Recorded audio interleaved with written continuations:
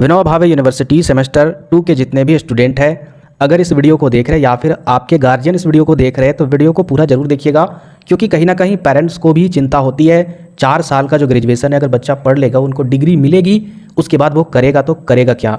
ये सवाल कहीं ना कहीं सारे गार्जियन के पास, सारे पेरेंट्स के पास ज़रूर रहता है, क्योंकि डिग्री मिलने के बाद देखा जा रहा है कि उनको, अगर वो जॉब की तैयारी करते हैं, गवर्नमेंट जॉब की तैयारी करते हैं, अगर वो सक्सेस कर जाते हैं मेहनत करके, तब तो भाई कोई दिक्कत नहीं है।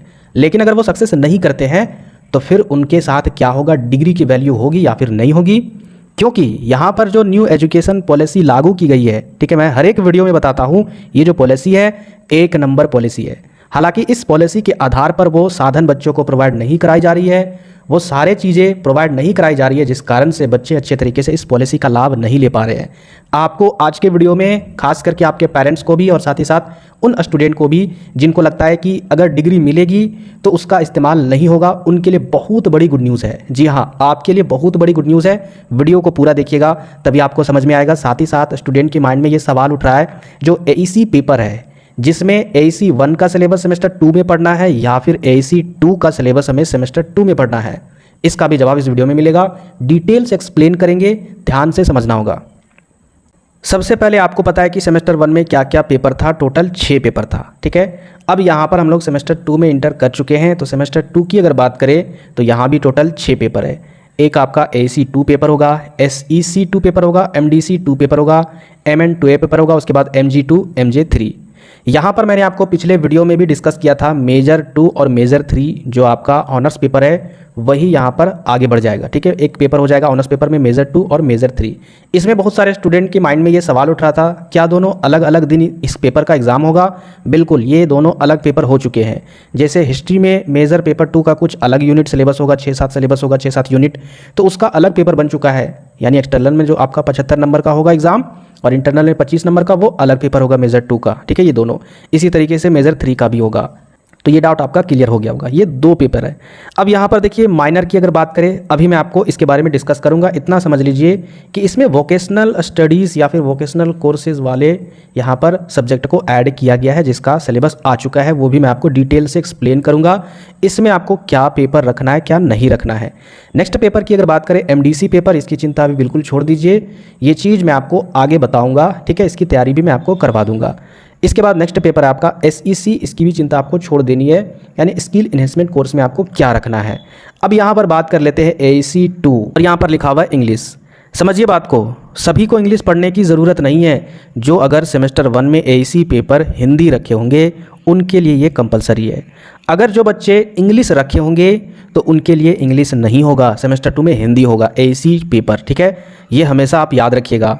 अगर आप सेमेस्टर 1 में हिंदी रखे थे, आपने हिंदी में एग्ज़ाम दिया था एईसी पेपर का, हिंदी लैंग्वेज पेपर का, तो इसका मतलब आपको सेमेस्टर 2 में इंग्लिश लैंग्वेज पेपर का एग्ज़ाम देना होगा।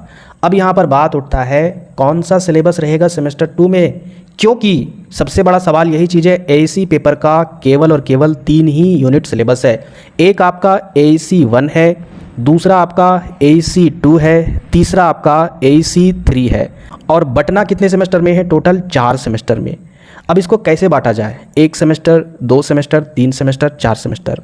तो किस तरीके से इसको डिवाइड किया जाए ताकि इन सभी चारों में ये सारे सिलेबस फुलफिल हो जाए?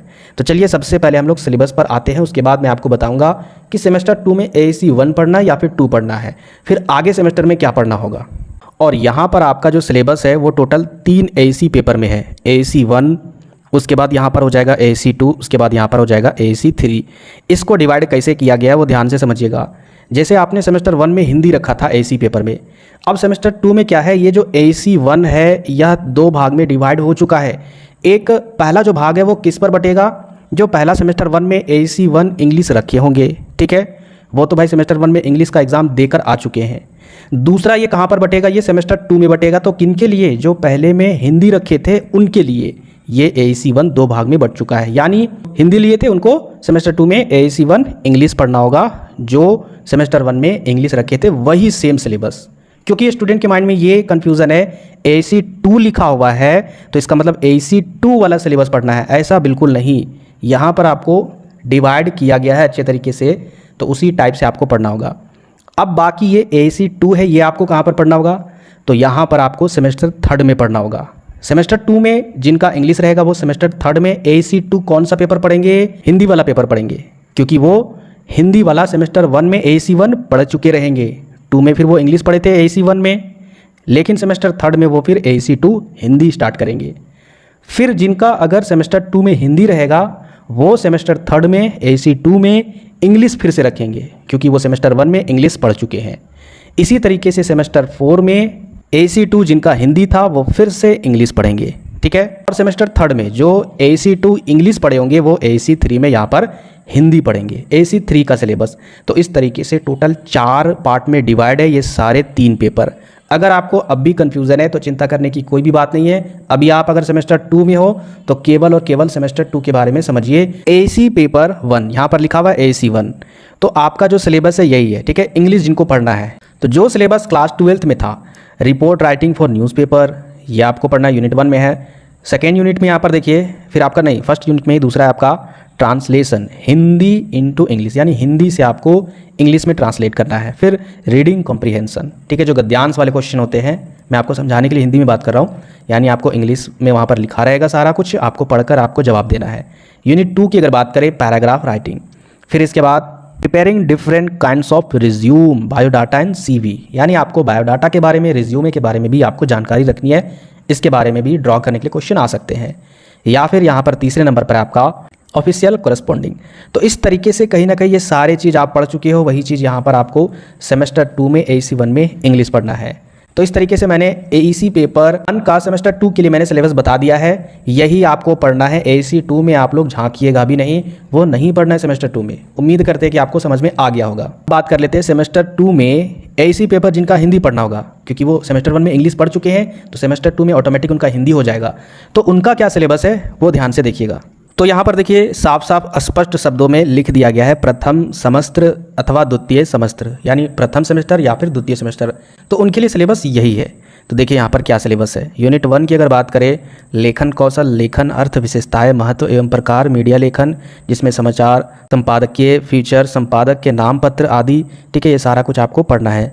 इसके बाद संवाद लेखन, जीवन वृत्त यानी बायोडाटा, ये सारा कुछ आपको पढ़ना है। इसके अलावा इकाई 2 में देखिए यहाँ पर प्रयोजन मूलक हिंदी, सामान्य परिचय, इसके बाद टिप्पण, प्रारूपण, प्रतिवेदन, ज्ञापन, अनुवाद, संक्षेपण, पल्लवन, ये भी आपको पढ़ना है। तो चिंता करने की बात नहीं है, ये सारे टॉपिक कवर किए गए हैं, आप देख सकते हो, मेरे चैनल पर अवेलेबल है। तो इस तरीके से मैंने AEC पेपर का सारा डाउट क्लियर कर दिया है कि कौन सा आपको पढ़ना है सेमेस्टर 2 में। माइनर वोकेशनल पेपर, मैं आपको क्यों बोल रहा हूँ कि न्यू एजुकेशन पॉलिसी बहुत ही अच्छी पॉलिसी है। कहीं ना कहीं अगर आप डिग्री लेते हो इसके तहत, आपकी डिग्री बेकार नहीं जाएगी। डिग्री लेकर इधर उधर नहीं घूमोगे अगर कहीं सक्सेस नहीं करते हो।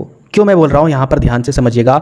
जो आपका माइनर वोकेशनल पेपर है, ठीक है, माइनर वोकेशनल पेपर वो आपको टोटल कितने सेमेस्टर में पढ़ना है, यहाँ पर देखिए, सेमेस्टर 2, सेमेस्टर 4, सेमेस्टर 6 और सेमेस्टर 8, यानी टोटल 4 सेमेस्टर आपको पढ़ना है। तो टोटल 4 सेमेस्टर अगर आप काउंट कीजिएगा तो 2 वर्ष होते हैं। और किसी भी वोकेशनल कोर्स में डिप्लोमा की जो डिग्री होती है, एक्सपीरियंस, कोई भी काम अगर सीखोगे उसके लिए आपको डिप्लोमा करना होगा, उसकी डिग्री के लिए आपको डिप्लोमा करना होगा, का जो टाइम ड्यूरेशन होता है वो 2 वर्ष होता है। तो यहाँ पर देखिए आपके ग्रेजुएशन में आपके ऑनर्स पेपर के आधार पर डिग्री भी दी जा रही है, साथ ही साथ अगर डिग्री से आपको कुछ नहीं मिलेगा, सक्सेस नहीं कर पाओगे, तो डिप्लोमा के आधार पर, एक्सपीरियंस के आधार पर आपको जॉब भी मिलेगी, या फिर खुद से भी आप ये सारा काम कर सकते हो। पहले समझ लेते हैं कि यहाँ पर क्या क्या कोर्सेस है, उसी के आधार पर आपको सेलेक्ट करना है। किसी के बहकावे में आपको सेलेक्ट नहीं करना है। आर्ट्स वाले विद्यार्थी कॉमर्स वाले वोकेशनल कोर्स को नहीं सेलेक्ट कर लेना है, या फिर जिस फील्ड में आपको एक्सपीरियंस ही नहीं है, समझिए बात को, उस फील्ड वाले वोकेशनल कोर्स को भी सेलेक्ट नहीं करना है। सबसे पहले यहाँ पर क्या लिखा हुआ है, पहला वोकेशनल कोर्स है आपका टूरिज्म एंड हॉस्पिटैलिटी मैनेजमेंट।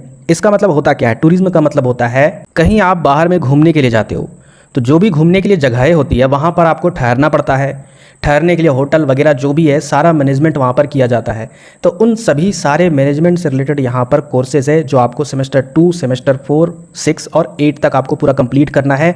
ये यहाँ पर सारा कुछ ये सिलेबस है। इसका सिलेबस नीचे भी दिया गया है अच्छे तरीके से कि सेमेस्टर 2 में कौन कौन से यूनिट आपको पढ़ने हैं। तो यहाँ पर आपको टूरिज्म से रिलेटेड कोर्सेज करवाई जाएगी।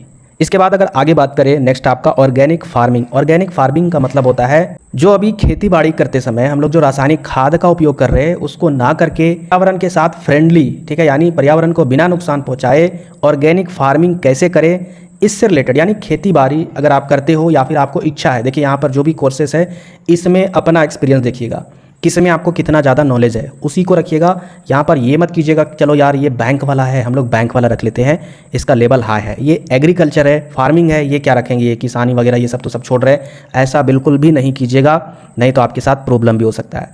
तो ऑर्गेनिक फार्मिंग से रिलेटेड यहाँ पर कोर्सेज करवाई जाएगी, आपको डिप्लोमा सर्टिफिकेट दिया जाएगा। इसके बाद यहाँ पर नेक्स्ट देखिए टेक्सटाइल डिज़ाइन एंड टेलरिंग। कहने का मतलब है जो आप डिज़ाइन कपड़ों में देखते हो, जो आप कपड़ों में कढ़ाई वगैरह जो भी बुनकर वगैरह जो बुनते हैं उस कपड़ों को, वो सारे एक्सपीरियंस यहाँ पर आपको मिलेंगे, वो सारा एजुकेशन पढ़ाई वगैरह सब कुछ यहाँ पर करवाई जाएगी। तो अगर जिनको इस फील्ड में अगर आपको एक्सपीरियंस लेना है या फिर इंटरेस्टेड हो, बहुत सारे जो गर्ल्स है कहीं ना कहीं ये इस फील्ड में महारत हासिल है लेकिन उनके पास प्रॉपर डिग्री नहीं है, सर्टिफिकेट नहीं है डिप्लोमा का, तो उनके लिए यहाँ पर बहुत बड़ा मौका है। क्योंकि देखिए अभी अगर आपको बता दें एक गवर्नमेंट की तरफ से स्कीम है प्रधानमंत्री कौशल विकास योजना, तो उसमें 3 महीने का कोर्स कराया जाता है या फिर 6 महीने का, लेकिन सोचिए यहाँ पर कितना साल का करवाया जा रहा है, 2 साल का। तो बताइए इसकी वैल्यू ज़्यादा रहेगी या फिर इसकी वैल्यू ज़्यादा रहेगी। यहाँ पर इसको कराने के बाद कुछ भी नहीं मिल रहा है, लेकिन इसको करने के बाद 100% आपको मिलेगा, लेकिन इसको करने के बाद बिल्कुल मिलेगा। अभी मैं आपको बताऊँगा कि आखिर इसको पढ़ना कैसे है, ठीक है। इसके बाद आगे यहाँ पर देखिए नेक्स्ट वोकेशनल कोर्स क्या आपका ब्यूटी एंड वेलनेस, यानी सुंदरता और साथ ही साथ आपको हेल्थ में भी अच्छी होनी चाहिए, यानी हेल्थ और सुंदरता से रिलेटेड ये आपका कोर्स है। आगे यहाँ पर देखिए नेक्स्ट आपका स्ट्रेस मैनेजमेंट एंड काउंसलिंग, यानी कहीं ना कहीं आप स्टूडेंट लाइफ में हो, आपके माइंड में भी स्ट्रेस चलता होगा, बिल्कुल चलता होगा, अपने लाइफ से रिलेटेड आप कामयाब होने के लिए क्या करोगे नहीं करोगे, ये सारा वगैरह ये सारी चीज़ें बहुत आपके माइंड में टेंशन जाते होंगे, आप स्ट्रेस लेते होंगे। तो वो सारे स्ट्रेस से रिलेटेड आखिर किसी भी व्यक्ति को स्ट्रेस से कैसे दूर किया जाए उसके मैनेजमेंट के बारे में, साथ ही साथ काउंसलिंग कैसे की जाती है, उन सभी के बारे में यहाँ पर कोर्सेज करवाई जाएगी, ठीक है। इसके बाद नेक्स्ट आपका यहाँ पर देखिए 6वें नंबर पर बैंकिंग एंड इंश्योरेंस। आपको पता है ये सारी चीज़ इंश्योरेंस के बारे में आप जानते हो, लाइफ इंश्योरेंस पॉलिसी होती है। इसके अलावा यहाँ पर देखिए ये बैंकिंग, इसके अलावा बहुत सारी पॉलिसी होती है। हम लोग समझते हैं कि LIC ही है, यानी हमारा जीवन खत्म एक्सीडेंटल के द्वारा तो हमें कुछ पैसे मिलेंगे, जबकि ऐसा कुछ नहीं है। बहुत सारी पॉलिसी होती है, बाइक में पॉलिसी होता है, कोई भी चीज़ अगर खरीदते हैं वो सारी चीज़ों में पॉलिसी होती है, हमको पता नहीं रहता है, ठीक है। पैसे रखते हैं उसमें भी पॉलिसी होती है, सेविंग अकाउंट में अगर कुछ रखते हैं उसमें पॉलिसी होती है, यहाँ तक कि जो आपका श्रम कार्ड योजना है उस कार्ड योजना के तहत भी पॉलिसी है। यहाँ तक कि आपका जो क्रेडिट कार्ड है, जो ATM कार्ड है उसमें भी पॉलिसी है। अगर एक्सीडेंटल किसी तरीके से दुर्घटना हो जाती है, जिनके पास अगर क्रेडिट कार्ड है, डेबिट कार्ड है, तो उनको कुछ पैसे दिए जाएंगे। तो इससे रिलेटेड यहाँ पर बहुत सारी जानकारी आपको मिलेगी, एक्सपीरियंस मिलेगा, ये सारा यहाँ कुछ प्रोवाइड कराई जाएगी। इसके बाद नेक्स्ट आगे बढ़ते हैं डिजिटल मार्केटिंग। अभी कौन सा टाइम है, कहीं ना कहीं यही टाइम है डिजिटल मार्केटिंग। अब इसका मतलब ये नहीं कि सभी को यही कोर्स लेंगे, मैंने आपको क्या बताया आपके इंटरेस्ट के अनुसार। जैसे डिजिटल मार्केटिंग में बहुत सारे स्टूडेंट को इंटरेस्ट होगा। अभी अगर हम ही अगर बात कर ले, अपना ही अगर मैं बात करूं, अगर मुझे डिजिटल मार्केटिंग में वीडियोग्राफी के बारे में, ठीक है, अगर हमें वीडियोग्राफी के बारे में अच्छे से नॉलेज होता तो कहीं ना कहीं और अच्छे तरीके से मैं आपको वीडियो प्रोवाइड कराता। मैं आपको सिर्फ अपनी आवाज़ से या फिर अपने एक्सप्लानेशन से ही आपको बताता हूँ सारा कुछ। इसके अलावा और भी बहुत सारे स्किल है वीडियोग्राफी के। तो उसी तरीके से डिजिटल मार्केटिंग में भी बहुत सारे चीज़ें हैं, इसके बारे में आपको जानकारी दी जाएगी, किस तरीके से ऑनलाइन मार्केटिंग किया जाता है वो सारा कुछ यहाँ पर सिखाया जाएगा। इसके बाद नेक्स्ट देखिए साइबर डिफेंस, इसके बारे में आपको पता होगा, ये सेमेस्टर 1 में भी पेपर था, ठीक है। तो उन सभी के बारे में यहाँ पर बताई जाएगी। इसके बाद नेक्स्ट आपका office management and secretarial practice. जो सेक्रेटरी रहना चाहते हैं ऑफिस में, किस तरीके से उनको रहना है, ऑफिस को कैसे मैनेजमेंट करना है, इन सभी के बारे में यहाँ पर बताई जाएगी। तो ये टोटल 9 कोर्सेस है न्यू एजुकेशन पॉलिसी के तहत, जिसमें 2 साल तक आपका कोर्स कराया जाएगा। अब यहाँ पर आपको खुद से सोचना है आपके अंदर किस कोर्स को लेकर एबिलिटी है, आपके अंदर किस कोर्स को लेकर क्षमता है करने का, या फिर आपके अंदर हुनर है, उसकी काबिलियत है, वो चीज़ आप कर सकते हो। किसी के बहकावे में नहीं आना है, ना ही किसी को देख कर लेना है, ठीक है। कोई यहाँ पर कोर्स बड़ा या फिर छोटा नहीं है। अब बात कर लेते हैं इसमें आपको किस तरीके से करना है। देखिए कॉलेज में तो वो सारे इक्विपमेंट अवेलेबल नहीं है। जैसे कि कोई student textile design and tailoring का अगर ये कोर्स लेते हैं और अगर वो अपने कॉलेज में जाते हैं, वहाँ पर ये सारे चीज़ें अवेलेबल नहीं है प्रैक्टिकली करने के लिए, तो फिर आपको करना क्या है, सबसे पहले आप अपने कॉलेज में यूनिटी बनाइए। आप लोग गलती क्या करते हो, यूनिटी नहीं रखते हो स्टूडेंट।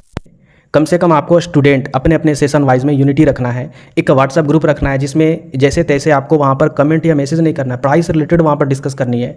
उस आधार पर आपको क्या करना है, मिलकर कॉलेज में बोलना है कि सर कम से कम हमें ये जो यहाँ पर माइनर वोकेशनल पेपर का जो कोर्स है उसको कराया जाए अच्छे तरीके से, अगर अवेलेबल है वो चीज़ें तो उसका प्रैक्टिकल भी करवाई जाए। यूनिटी में बोलोगे तो बिल्कुल मिलेगी, 100% आपको ये लाभ मिलेगा। ये बहुत इंपॉर्टेंट सर्टिफिकेट आपके लिए होगा। आपको विश्वास नहीं होगा, जब डिग्री मिलेगी तभी आपको पता चलेगा कि हाँ ये कितना इंपॉर्टेंट है। बाकी अगर किसी तरीके से कुछ भी डाउट होगा आप हमें कमेंट कर सकते हो। मिलते हैं फिर नेक्स्ट वीडियो में।